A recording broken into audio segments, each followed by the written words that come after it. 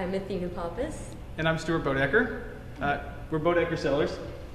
We started the brand in 2003, so this is our 6th vintage.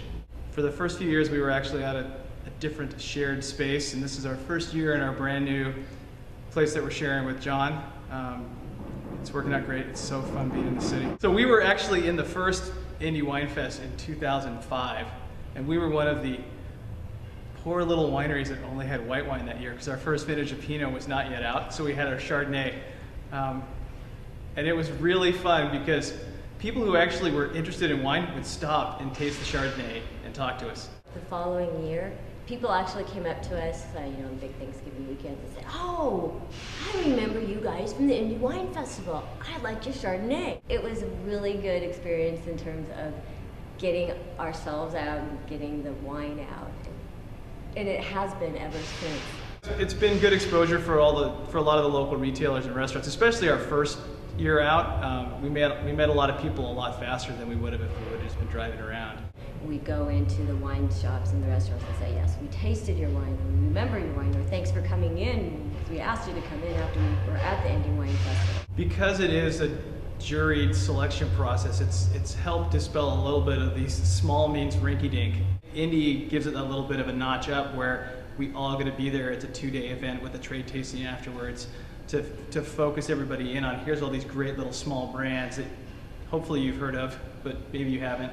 It's just really helped kind of legitimize the small producers. Again, like what Stuart said with the, because it's judging, it showcases quality, not just like, hey, you're small, you're cool, but here's the ones that are small that actually make some quality wines.